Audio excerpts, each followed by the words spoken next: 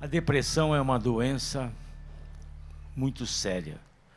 E hoje passamos por uma fase extremamente difícil. Essa pandemia fazendo as pessoas ficarem reclusas.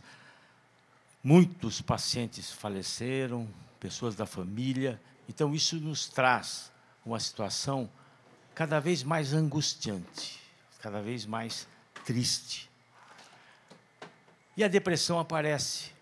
E a depressão, a ansiedade, todas as doenças psicossomáticas, elas se tornam mais frequentes. E depois vêm as doenças físicas também. Hoje, por exemplo, a gente sabe que as doenças crônicas, as pessoas com doenças crônicas, por conta de não poderem ou não quererem ir aos seus médicos, aos hospitais, estão complicando bastante. Então, as pessoas hipertensas, diabéticas, com doença cardiovascular, ficam receosas de procurar os seus médicos. E complicam dessa doença, podendo, inclusive, levar a um desempenho fatal, levar à morte. Mas a depressão é doença. Tristeza e depressão são coisas absolutamente diferentes. Tristeza faz parte do psiquismo nosso, é normal. Você sentir triste, ficar alegre. A gente fica triste quando vê na televisão essa imensidade de notícias ruins. Depressão é diferente. Depressão já é aquela pessoa que já tem aquele humor deprimido, acorda já de humor deprimido, e junto com isso vem outros fatores. É a pessoa que não quer comer, ou aquela que come demais, é a pessoa que não tem sono, ou tem sono demais. Então, são várias situações que acompanham esse humor deprimido, caracterizando, então, o que se chama de depressão. Então, depressão é uma doença. Muita gente acha que não. Muita gente ainda acha que a pessoa deprimida faz aquilo para chamar atenção. Muita gente acha que depressão é frescurite. E como dá muito em mulher, frescurite de mulher para chamar atenção. Não é isso, não. Se você pensa assim, você tem que se informar. Você tem que tomar consciência da realidade. A depressão é uma doença e é um fator de risco para as doenças do coração. É por isso que eu sei, por isso que eu entendo, por isso que eu trato algumas pessoas que chegam no consultório com queixas cardiovasculares, dor no peito, falta de ar, disparo no coração, e depois que você faz todos os exames, você vê que não é nada, que aquilo não é uma doença física, é uma doença do coração, mas do coração emocional, do coração espiritual. Então, a depressão é doença, você tem que entender, tem que tratar, você tem que tomar remédio, você tem que procurar o psicólogo, o psiquiatra, você tem que procurar um auxílio espiritual, porque ela começa no físico, pode começar no psíquico, mas também no espiritual. Então, existem alguns mitos de depressão, sabe aquela história? Assim, depressão, a pessoa chega e fala, não, na nossa família não tem isso aí é coisa de gente fraca. Não é isso que você vai falar? Como se a pessoa que estiver deprimida, está lá no quarto, escondida, fechada, sem tomar banho, sem comer, perdendo a razão pela vida, como se ela quisesse aquilo. A depressão é uma doença psiquiátrica, mas o doente, o demente, a pessoa que tem depressão, ela não é um demente, não é um débil mental para que ele ficar daquele jeito. Ela não consegue sair de casa, ela não consegue ter prazer, porque faltam neurotransmissores. O que é isso? São substâncias produzidas pelo cérebro que levam a esse psiquismo normal, que faz a pessoa ficar alegre no momento que deve, ficar triste no momento que deve. E quando há uma diminuição desses neurotransmissores, a pessoa pode ter depressão. Então, não é uma situação que a pessoa forja, é uma doença. Eu insisto, eu repito, porque muita gente ainda não acredita que a depressão seja doença. E tem um outro aspecto, por exemplo, você chega a ver a vozinha lá em casa, que não sai, que não quer sair, aí você vai e força. Não, vamos sair, vovó veste uma roupinha, vamos sair, vamos passear, vamos no shopping. Ela vai forçada. E chega lá, ela se sente mal e ela volta. Então, você não pode forçar as pessoas a fazerem isso. A pessoa que está deprimida, ela precisa de carinho, precisa de atenção. ela precisa de ser ouvida. Mesmo que ela não fale, você fica do lado dela, reza. A gente reza pelos irmãos, então reza. Não forcem as pessoas. Uma outra situação que até foi verídica comigo, aconteceu comigo e aconteceu com a Gisela, junto com ela. Não, as pessoas quando chegam e falam, olha, eu vou me matar, eu vou me suicidar, minha vida não tem mais valor, você tem que correr com essa pessoa para o médico psiquiatra. As pessoas deprimidas, elas arquitetam, elas fazem um plano para se matar.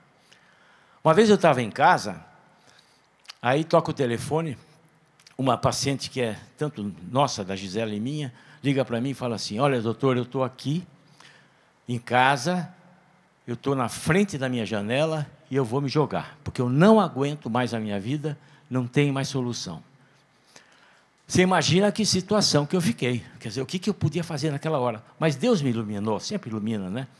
Eu chamei a Gisela, falei, olha, amor, vem cá, você fica rezando com ela aqui, conversa com essa paciente, que você também conhece, reza um pouquinho com ela. O que eu fiz? Eu corri, liguei no telefone fixo da família, falei com o pai, e o pai arrombou a porta, ela estava se jogando. Olha que coisa. Então, quando a pessoa fala que vai fazer, você tem que acreditar, você tem que levar. Aquela história de só peru que morre de véspera, não é verdade, não. Pessoa deprimida tem, o índice de suicídio é grande, sabe? É grande nessas pessoas. E tem várias coisas ainda que a gente tem que imaginar. Por exemplo, fala assim, bom, depressão, a pessoa deprimida é porque está sem Deus. A pessoa deprimida é porque está fora da igreja, que está fora da religião. Não tem nada a ver.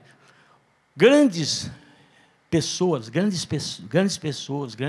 místicos da igreja tiveram depressão. São João da Cruz, Noites Escuras de São João da Cruz. Santa Teresinha do Menino Jesus, no monte de morte, no seu leito de morte. E vários. Olha, se você olhar, por exemplo, tem a passagem de Elias.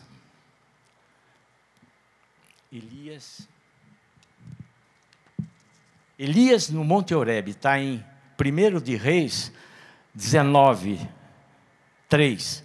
Então, Elias teve medo, porque ele ia enfrentar lá o exército de alguém lá. Mas ele teve medo e partiu para salvar a sua vida. Agora, quando ele chegou num lugar, ele sentou embaixo de uma árvore e desejou a morte. Ele falou assim, basta, Senhor, tirai minha vida, porque não sou melhor do que meus pais. O que é isso? Ele está querendo morrer. Ele deitou embaixo da árvore e dormiu. Mas aí apareceu um anjo, olha que coisa. O anjo tocou, falou assim, levanta e come. E ofereceu para ele um pão e um pouco de água. Ele se levantou, comeu, bebeu e saiu com força. E andou 40 dias e 40 noites até Horebe. Agora, vamos passar essa passagem de Elias para nós. Tá, você que está deprimido lá, não quer sair, não quer comer, Deus manda o anjo para a gente. Manda o anjo para você. E o anjo vem em forma da Eucaristia. A Eucaristia é a coisa que mais fortalece. Então, isso aqui já para mim, foi um anúncio da Eucaristia. Então, no momento da depressão, você tenta pegar o maior alimento, que é o alimento eucarístico. Isso vai te ajudar bastante e muito. Existem vários tipos de depressão. Tem uma depressão que é circunstancial, é aquele momento que você passa porque perdeu alguém da família, porque teve uma perda econômica, se divorciou, perda financeira, é uma coisa de perdas. Esse tipo de depressão, você tem um momento, você passa por uma fase, você toma remédio, você faz terapia, você procura o seu diretor espiritual e passa. Isso tem meses, pode ser anos. Mas tem um outro tipo de depressão que é crônica, que a pessoa desde pequena já tem. Então, isso aí se deve por um problema genético. Então, a pessoa recebe aquele gene da família e vai se perpetuando esse gene. Essa depressão crônica é mais difícil da gente controlar e, geralmente, são os psiquiatras que cuidam desse tipo de depressão mais prolongada. Mas, uma vez eu estava fazendo uma relação e eu estava lendo, sabe, justamente eu estava lendo uma palavra, uma passagem do Evangelho, que era em Marcos, capítulo 2. Lembra aquela história do paralítico? Que os amigos da pessoa paralítica pegaram, os padioleiros pegaram a maca e, como não conseguiam chegar onde Jesus estava, eles abriram uma parte do teto e desceram a maca perto de Jesus. Você veja só como é importante a gente ter amigos que nos levam a Jesus. Olha como é importante. Às vezes o cara não consegue, ele está paralisado ali, está paralítico, está deprimido, não consegue sair. Mas os amigos o levam a Jesus. E a partir do momento que desceu a maca perto de Jesus, Jesus disse ao paralítico: filho, perdoados te estão os pecados. Quer dizer, Jesus já estava fazendo a cura espiritual dele. Logo em seguida ele fala assim, olha, levanta-te, toma o teu leito e anda, e vai para casa. Eu nunca entendi essa passagem, sabe? Antes, eu falava, vem cá. O cara que tem uma cadeira de rodas, que passou a vida inteira na cadeira de rodas, você acha que se Jesus chega e fala, levanta, anda, a última coisa que o cara ia querer levar era a cadeira de roda para casa. Porque aquilo era era a lembrança da época que ele era aleijado. Mas Jesus fala, olha, levanta, anda, pega a tua maca e vai para casa, leva para casa. E Jesus não era paradoxal, né? Jesus era Deus, é Deus. Passado um tempo eu comecei a entender, realmente, porque às vezes você tem essa depressão, é uma coisa crônica. Tá? Isso aí não vai sair de você assim de uma hora para outra. Então, quando Jesus fala assim, olha, você está curado, leva para casa, é para você saber que você tem essa depressão, que você precisa olhar bem para ela, conversar com essa depressão, mas não deixar ela te dominar. Então, a partir daquele momento que se você sabe situações que vão te deixar deprimidos, tristes, para baixo, você não vai, foge delas. Então, Jesus foi muito interessante nesse sentido, né? Do ponto de vista terapêutico, ele já fazendo com que a gente entendesse que tem situações que a gente tem que passar. A doença não vem de Deus, pelo amor de Deus. Se alguém acha que Deus faz doença para punir, absolutamente errado. Porque essa pandemia é um castigo de Deus para isso, para isso, para isso aqui. Não é. A pandemia foi fruto de um erro da humanidade. Foi um fulano lá que comeu lá não sei o que não devia e começou a passar vírus para todo mundo. E por conta dessa globalização, não tiveram os cuidados que deveriam ter logo no começo. Isso eu digo no Brasil, no mundo inteiro. Porque ninguém conhecia a doença. E ela se alastrou desse jeito, dessa forma. Então a doença não vem de Deus. Deus é misericordioso demais, porque Deus faz a cura. Toda a cura é divina. Deus cura fazendo milagre. Milagre é uma coisa que não é muito comum. O milagre é uma intervenção de Deus na nossa vida, interferindo até no nosso livre-arbítrio, porque Ele determina. Por isso que é tão difícil, é tão raro acontecer milagre. Você veja só, agora, após mais de 150 anos de Lourdes, o milagre número 70 foi proclamado agora, recentemente, 2, 3 anos atrás. Quer dizer, quantas curas inexplicáveis tiveram em Lourdes, mas a igreja só aprovou 70. Olha como a igreja é cautelosa e olha como a igreja é sábia. Eu estou publicando hoje, agora, esse livro, 20 anos depois, do Milagres que a Medicina Não Contou. O Milagres que a Medicina Não Contou, eu lancei em 2001. E agora, 20 anos depois, ele está saindo aqui pela Canção Nova. E aqui eu conto como é que a igreja entende os milagres. Como é que acontece em Lourdes, quando uma pessoa chega e fala que foi curada milagrosamente. Então é interessante você ver, para você entender que milagre não é uma coisa banal, simples e acontece por acaso. Mas Deus cura através do milagre também. Mas Deus também cura através do médico, através do profissional de saúde. Deus também cura através da medicação, através dos remédios. Se você abrir a sua Bíblia, você vai ver lá em Eclesiástico 38. Eu acho que isso aqui é uma honra, sabe, uma coisa boa, bonita que Deus fez para nós, profissionais de medicina.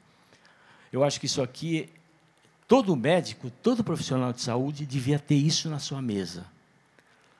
Porque ele fala assim, olha, honra o médico por causa da necessidade, pois foi o Altíssimo que o criou. E toda medicina provém de Deus, e ele recebe presentes do rei. A ciência do médico o eleva em honra, e ele é admirado na presença dos grandes. Olha como é importante, se você é médico, como eu sou, nós, profissionais de saúde, a gente tem uma responsabilidade enorme com relação ao paciente, porque nós cuidamos da obra-prima do Senhor. A última coisa que Deus fez não foi o corpo humano, porque Ele nos deu essa responsabilidade para cuidar da obra-prima do Senhor. Olha como é importante o fato de você ser médico, e hoje, muito mais. Hoje a gente vê os profissionais de saúde sofrendo. Eu estou na área também, no front, eu também atendo. Não atendo, não sou da UTI, não atendo o paciente, mas eu atendo o paciente. Prova que Gisela e eu pegamos o Covid porque estávamos atendendo o paciente. Com máscara, com tudo, mas, infelizmente, nós pegamos. Então, os profissionais de saúde, os médicos, sofrem muito hoje. Vocês pensam que médico não liga para nada? Não, a grande maioria se preocupa, a grande maioria sofre com os pacientes. E nesse mesmo Eclesiástico, uma coisa para você que não acredita que tem que tomar remédio. Tá? Tem muita gente que fala, não, eu não vou tomar remédio, eu vou ficar dependente daquele remédio. Olha a soberba da pessoa. Você acha que eu vou tomar remédio para depressão? Nunca. Eu ficar dependente daquela coisa? Quanta gente fala isso para mim? Sabe o que eu falo? Então você fica dependendo da doença. Você escolhe, você quer remédio ou quer doença. E muita gente quer se curar sem tomar nada, sem fazer nada, sem rezar. Não dá. Agora, veja bem. Deus usa o médico para curar. Ele não fala que você vai, recebe a bênção e não precisa tomar remédio. Não fala. Eu tive um paciente uma vez, viu, Todeschini? Um paciente que ele tinha insuficiência cardíaca. O coração dele era muito fraco. E é muito comum isso, a gente, no dia a dia. E é muito difícil a gente encontrar uma medicação correta. Sabe, é muito difícil você encontrar a quantidade de água que ele pode tomar, a quantidade de sal que ele pode... Quer dizer, quanto menos sal, melhor. Mas é difícil você chegar. De vez em quando ele vai lá, come um pastel, aí o sal sobe, a pressão sobe tudo. Mas eu fiquei muito tempo, fiquei mais de 6 meses assim, quase que cada 15 dias, controlando. Aí consegui, graças a Deus, cheguei num ponto que ele já não tinha tanta falta de ar, já conseguia dormir com o travesseiro baixo, sabe, já conseguia se alimentar sem se cansar. Quer dizer, tinha controlado a insuficiência cardíaca. Tudo bem. E ficou um tempo, ele não voltou mais no consultório. Um dia ele aparece de cadeira de roda, com falta de ar, com a perna desse tamanho de inchada, barriga grande, que aumentou o volume de água, o ascite no abdômen, porque na insuficiência cardíaca o fígado aumenta, então aumenta a água no abdômen, tá inchaço nas pernas, falta de ar. Eu falei, o que aconteceu? Está tomando remédio? Ele falou, não, eu parei. Eu falei, por quê? Sabe o que acontece, doutor? Eu fui num grupo de oração, olha só o perigo. E no grupo de oração, o coordenador estava dizendo o seguinte, Jesus está curando, aquilo tudo. Tome posse da bênção. O cara falou, tomei posse da bênção, parei de tomar remédio. Eu falei, olha, se o Padre Léo estivesse aqui, ele ia falar o quê para você? Sua anta, não é ela mesmo que ele ia falar? Olha como o cara não entende. Deus cura através do remédio. Deus cura através de medicação. Está aqui escrito, olha aqui, meu amigo. O Senhor fez a terra produzir os medicamentos, o homem sensato não os despreza. E olha uma coisa interessante, se você está doente, o que você faz? A primeira coisa que você faz, diz aqui a palavra, ora ao Senhor que Ele te curará, purifica teu coração de todo o pecado, que a grande maioria das doenças, sabe, tem esse fundo de culpa também. Depressão é exemplo. A depressão, a pessoa se sente culpada de tudo. Se caiu um chinês morrer na China, a pessoa se sente culpada por aquilo.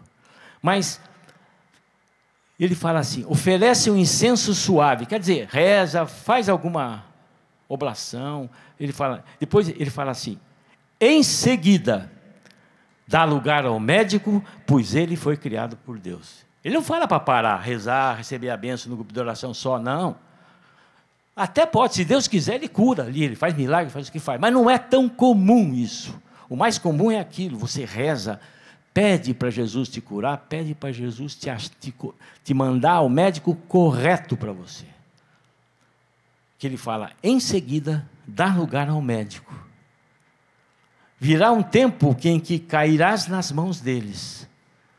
E olha que interessante, e eles mesmos rogarão ao Senhor que mande por meio deles o alívio e a saúde, segundo a finalidade da sua vida. Quer dizer, essa passagem que eu falo, repito, você, colega, você que é médico, sabe, pega essa passagem e deixa na sua mesa, para toda vez que você for atender um paciente, você lê um pedacinho dela, para você ver o quão importante é a nossa função, o quão importante é a nossa missão. Muito bom. Agora, existe a cura pela palavra de Deus também, tá? Por isso que eu falo, a doença, a depressão, a ansiedade, ela tem um fundo físico, tem um fundo psicológico, né? É aquele vazio existencial, a pessoa que não se sente com nada, vazia por dentro, né? Até eu me lembro de uma situação da depressão que acontece da menopausa. Então, é a senhora tem 50 anos de idade, 45, 50, daí para frente, os filhos casam, ela vai, a casa fica vazia, sabe? Uma senhora me disse, aquela minha casa que tinha 5 quartos, de repente ficou vazia. E aquele vazio é um vazio interior que ela tem, um vazio existencial que acontece. E o que acontece? A depressão vai ocupar esse buraco. E ela me contava, mas doutor, sabe o que eu faço? De vez em quando, eu convido a minha família, meus filhos, tem 3 filhos, para vir almoçar em casa. Então, eu me preocupo, olha, um deles não come peixe, o outro não come carne. Sabe como é que é filho, né? A gente tem que fazer, como eu estou convidando, faço para cada um negócio, uma comida. Tá bom, um dia chegou lá, o filho com a nora, 3 filhos, 3 noras, um monte de criança, né? Cachorro junto, que vem tudo junto, misturado. A veinha pegou, preparou lá a casa dela, pegou aquela toalha, sabe aquela toalha do casamento, do enxoval, que está cheio de naftalina ainda, botou na mesa, pegou aquela louça da visita, né? Tem esse negócio de louça das visitas, né? Botou a mesa, arrumou tudo, e ela e lógico que ela não senta na mesa, né? Evidente, né? Todo mundo senta, começa a comer, ela tem que servir, né? E ela é sempre por último. Termina aquilo, meia hora depois, mamãe, eu tenho que ir embora porque eu vou em outro lugar. Todo mundo vai, aproveita, já que você vai embora, eu vou junto, vai todo mundo embora, ela fica sozinha. Então ela já está deprimida, já está com vazio existencial, fica sozinha de novo em casa, aquilo não preencheu. E o pior ainda, né? O marido, onde ele está? Na sala roncando e a louça cheia, né? A cozinha cheia de louça para lavar ainda. Você acha que isso não é verdade? Você acha que isso não é real? Como é que essa pessoa vai se preencher? Com Deus. A partir do momento que ela se entrega a Deus, ela preenche. Ela passa com tudo isso na maior tranquilidade, ela transcende na alegria, não tem problema nenhum. Mas Deus cura através da palavra de Deus. Uma época, eu estava estudando depressão, porque, é claro, eu sou médico, sou cardiologista, sou cardiogeriatra, atendo pessoa de idade. E as pessoas chegam com queixas para mim, para todo profissional, queixas de depressão, ansiedade, eu não vou ficar mandando para psiquiatra todo mundo, porque às vezes você resolve. Eu sou médico, a gente é clínico. Claro, a complicação maior, uma situação mais, sabe, complicada, a gente tem. Nós temos na clínica pessoas que podem atender, os psiquiatras, psicólogos, tudo mais. Muito bem. Mas eu estudava a depressão e, ao mesmo tempo, eu lia a Carta de São Paulo aos Filipenses. Você lembra dessa carta, né?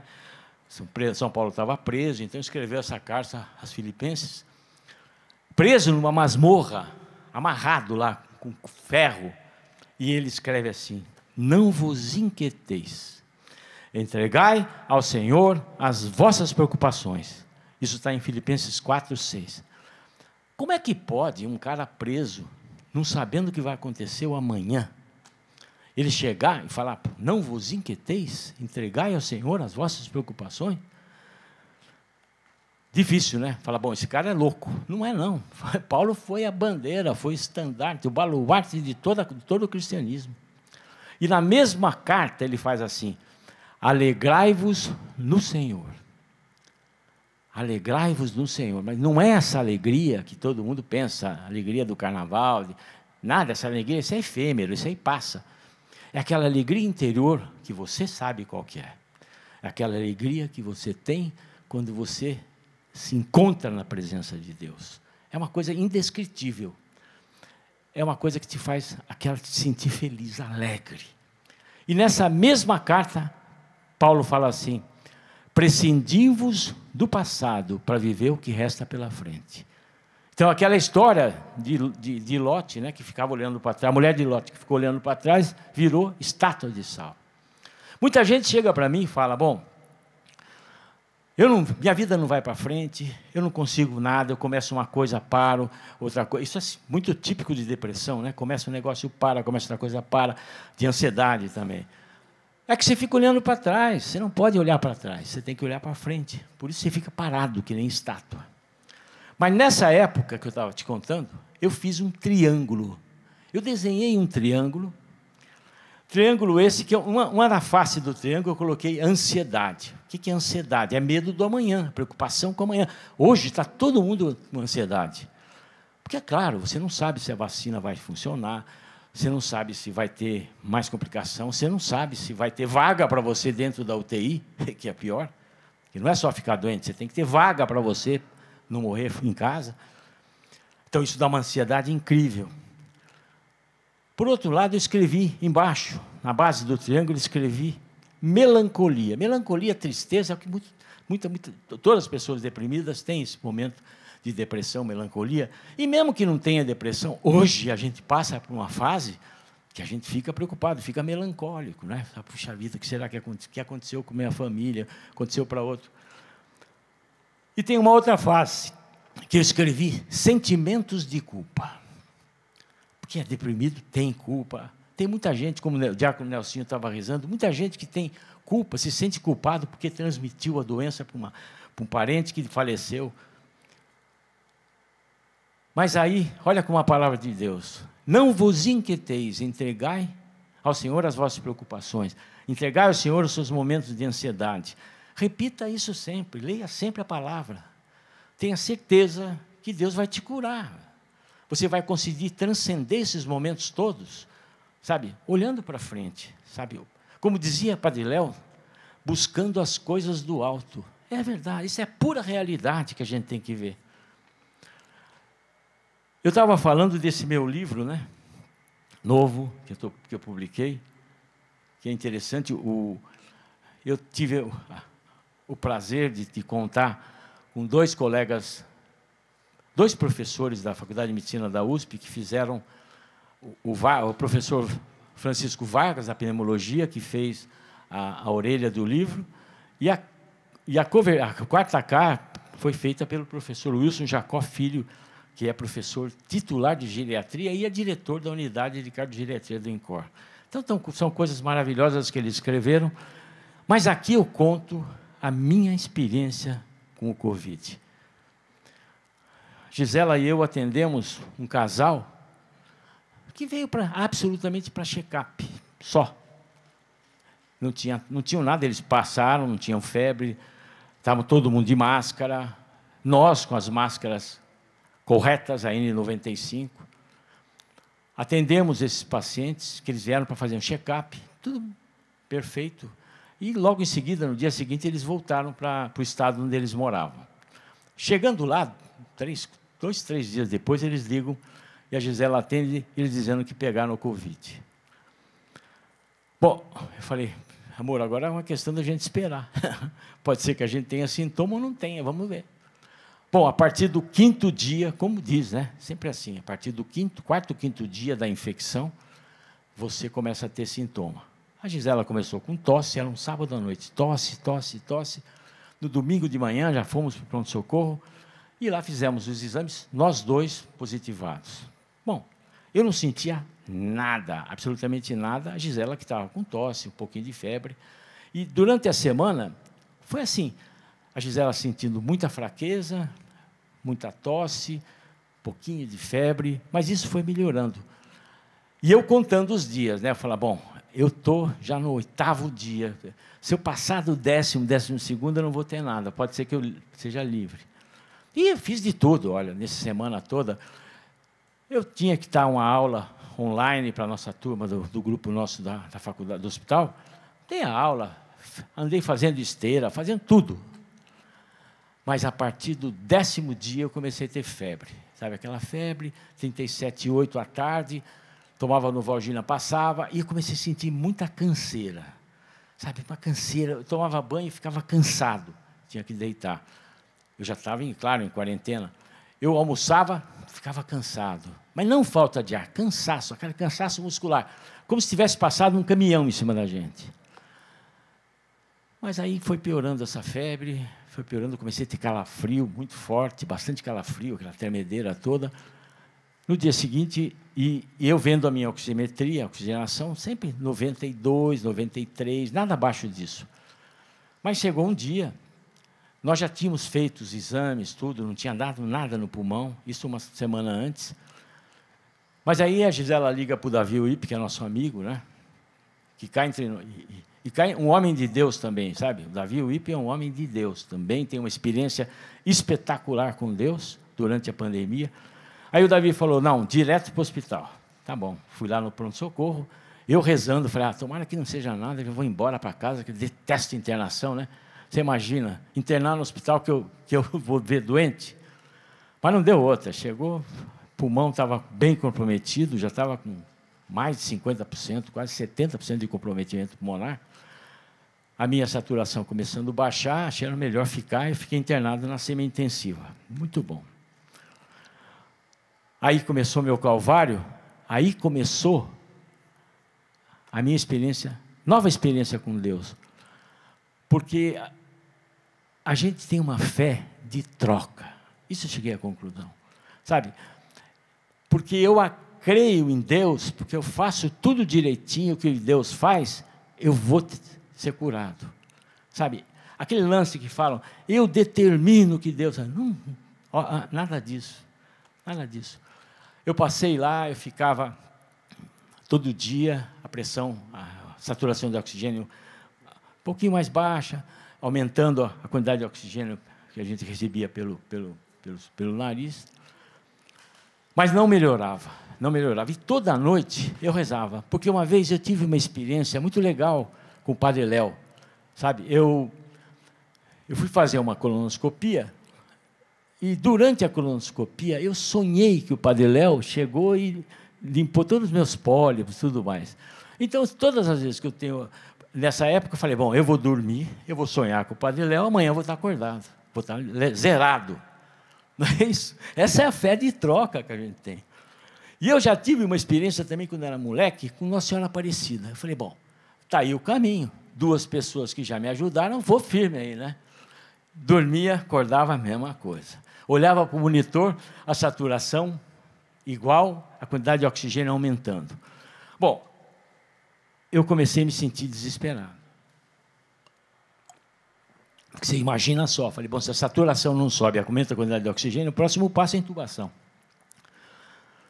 E vem aquele desespero, você imagina a gente sabendo, conhecendo como é que é mais difícil. Aí teve um domingo, foi num domingo que a Gisela foi para casa para buscar roupa, para me trocar, e eu fiquei sozinho no quarto. Foi o único momento que ela me deixou sozinho. Providencialmente, retoco o telefone, eu atendo aquela voz rouca, maravilhosa do Padre Jonas. O Padre Jonas me liga, a Luzia me ligou, que o Padre Jonas depois entrou, e fez uma oração para mim, sabe aquele momento? Eu estava tão sufocado, eu estava ansioso, eu estava até revoltado com Deus. Não digo que estava blasfemando, mas, sabe, com a medida das comparações, eu me senti como se fosse Jesus na cruz. Senhor, por que me abandonastes? Aí o padre Jonas fez aquela oração. Sabe aquilo que como cai? Eu não sei te explicar. Eu não sei explicar como é que ficou, o que eu senti, como é que foi. Só sei que veio uma coisa assim que foi me acalmando. Bom, para dizer uma coisa para vocês, no dia seguinte eu já estava melhor.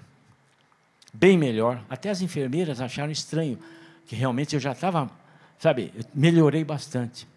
Então, e aí, para a gente entender as demoras de Deus.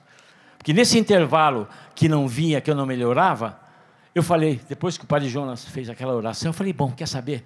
Eu tenho que me aprontar, porque se eu morrer, eu preciso estar pronto para me apresentar perante Deus. E nesse tempo, sabe, eu vi todo o retrospecto da minha vida, o que eu fiz de certo, o que eu fiz de errado, o que não devia fazer, o que devia fazer. Sabe aquela coisa que você vê lá atrás, conversa com você mesmo? E chegou um momento, falei, não, agora estou pronto. Se eu tiver que ir, estou arrumado. E acordei bem no dia seguinte, graças a Deus. Então, é só para a gente entender, para você que tem depressão, para você entender. Entenda as demoras de Deus. Aproveite esses momentos de depressão, aproveite esse momento que você está se achando o fim do mundo, que não tem ninguém, abandonado. Aproveite esses momentos. Aproveite, faça uma retrospectiva da sua vida. Converse com a depressão, veja se você não está exagerando nas coisas, veja se você não está exigindo demais das pessoas. O diácono Nelsinho está aqui comigo, não é?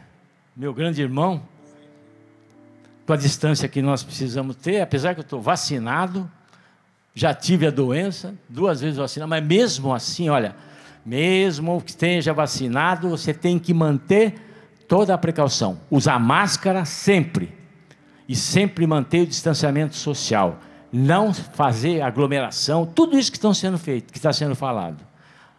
E não esqueça que Deus está sob o comando de todos nós. Queremos rezar nesse momento pelas pessoas que estão falando, isso aconteceu comigo, com o que passou o Dr. Roque Savioli. Queremos pedir ao Senhor que nesse momento, nessa bênção final que eu dou agora como diácono, eu dei a bênção do Santíssimo, tudo que ele foi relatando, você ia dizendo assim, é comigo, está acontecendo comigo, é comigo. Que bom ouvir um médico falar da sua fé, e ouvir a fé que ilumina a medicina. Tem jeito. O Senhor recordava no seu coração a esperança, a fé. É assim como a voz do Padre Jonas foi no coração do Dr. Roque, naquele momento, aquele alento que ele precisava, também a Canção Nova chega em cada programa, em cada filho do Padre Jonas. É a voz do Padre Jonas chegando até você agora, para te libertar, para te dar força, para você enfrentar, para tomar a vacina, para se cuidar, para fazer a sua parte. Senhor, vem abençoar o teu povo agora, Senhor, que sofre. Que o Dr. Roque foi descrevendo, e as pessoas iam dizendo assim, sou eu, é comigo mesmo. Você que passa por isso agora, que o próprio Senhor te abençoe. E pela poderosa intercessão de Nossa Senhora Aparecida e do servo de Deus, Padre Léo. Peçam ao Padre Léo, já faz muito tempo que o Roque reza ao Padre Léo, bem antes que eu, e nós rezamos muito pelo Padre Léo, pedimos muito ao Padre Léo. Entregue pela intercessão do Padre Léo o que você está passando hoje. E pela intercessão do Padre Léo, quero te abençoar agora, do servo de Deus, Padre Léo, que precisa do milagre para ser beato. É a hora então agora. O Senhor esteja convosco. Ele está no meio de nós. Que por esta intercessão do Padre Léo, você seja abençoado. No nome do Pai, do Filho e do Espírito Santo. Amém. Amém. Jesus, fonte de misericórdia que jorra do templo. Jesus, o Filho da Rainha. Jesus, rosto divino do homem. Jesus, rosto humano de